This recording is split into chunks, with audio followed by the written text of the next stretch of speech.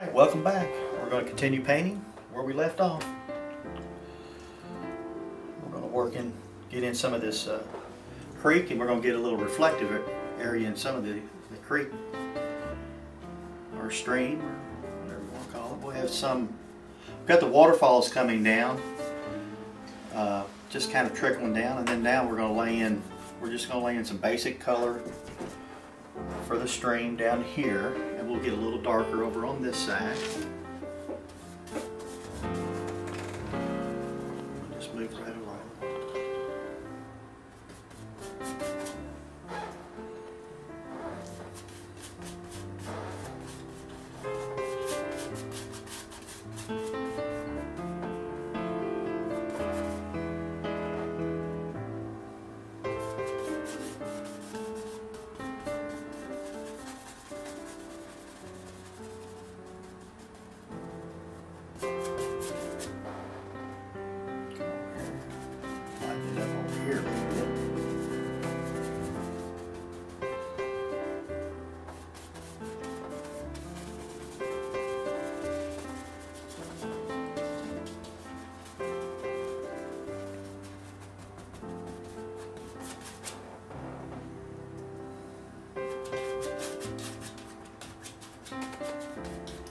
We'll just open this creek up, and I'll come back and lay in some reflections from the bushes and different things, little trees or whatever I put in here. It'll kind of be a reflection. Now reflections are reflections. It's not like a mirror.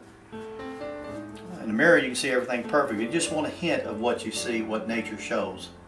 And I'll even soften some of this up, kind of give the idea that the creek is just taking its time coming down. Here and let it continue its little track down, so that'll take away some of the reflective look, but it won't have it all. We'll have some rocks in here. We'll just move along and get all this in here real good. Okay, and I'm a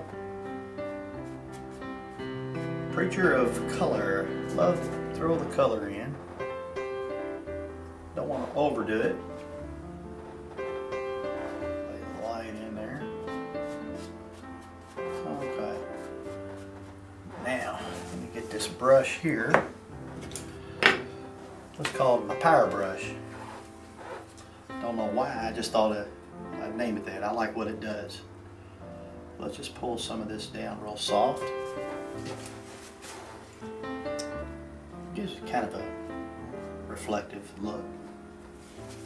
It's called dry brushing. Keep the brush dry and no paint on it.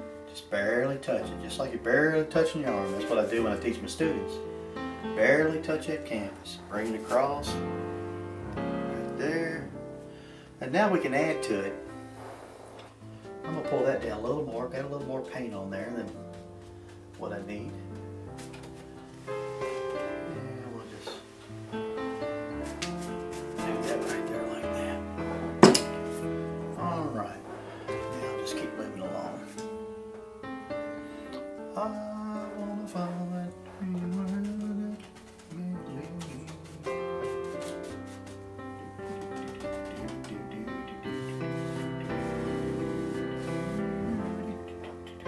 Alrighty, I'll quit singing or humming. Might scare you all off. Done that before.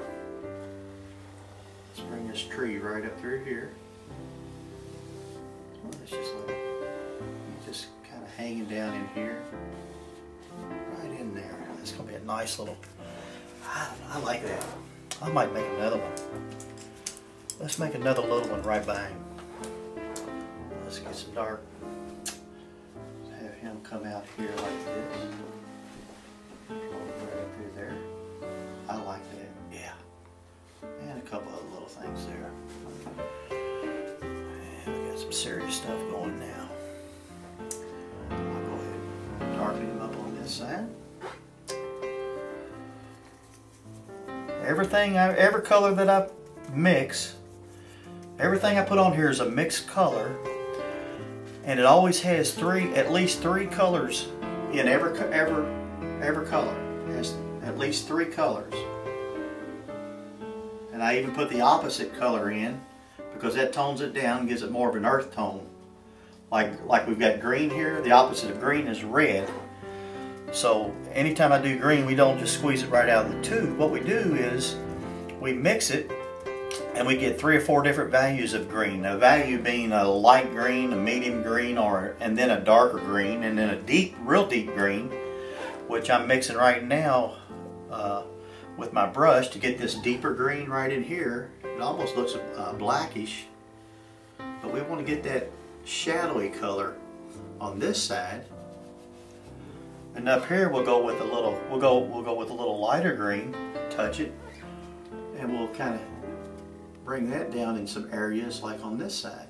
And that'll give it and we're painting loose. This is very loose, very impressionistic. Up close it doesn't look, it just doesn't look good. But when I step back, I really, really like it. I'm gonna come back and do a little bit of detail on this pine. I really like this pine. But we're gonna call it a pine that's struggling. We'll just come back and lay some. See the contrast? The light and dark contrast on these little limbs, twigs, branches. And in a painting like this, we can even, with the darker areas, we can even come back and go light. Very, very fun to do. See? Just play around with it and see what happens. And here you got it right here. We'll go ahead and, we've got dark in the background, so let's go ahead and lighten this up. Let me get some more lighter green. You don't want to never throw white on something. Just people say, I'm going to lighten it up with white. No, you go a lighter green. So we'll just come down and pretty this up. Let the contrast do the job it needs to do. And we'll put a little bit right here maybe. No big deal, it's just fun. It's all part of the game. Just trying to capture the beautiful nature that God has created in a unique, very unique way. A little bit of impressionism with the hope that when we step back 10 or 12 feet, it'll look real. When somebody first sees this thing, they're going to get a benefit that I don't get. They're going to see it for the first time. And I don't get that benefit, but I do get the benefit of seeing other artists paint renderings for the first time, and I'm fascinated with it. I don't know if people are fascinated with mine or not, but sometimes I really get fascinated with something I've done, not because I've done it, but just because it turned out the way I wanted it to. And that's kind of the way things roll around here. Sometimes you just got to get lucky. Let's work on this little path here. Got a little path that's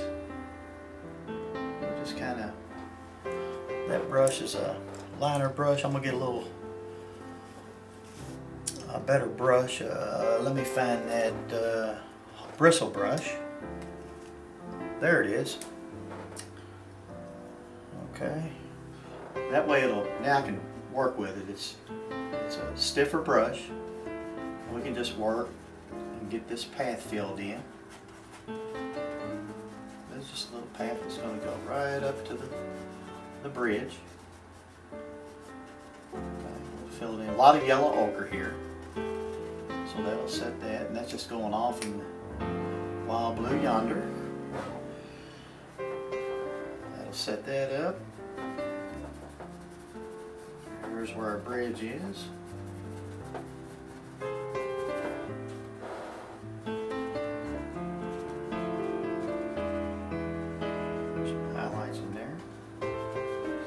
Okay, so we're going to call this for now. We're going to stop here and see how this takes us. I'm going to step back 10 or 12 feet, take a peek at it, hopefully get excited, and I'll see you back here shortly.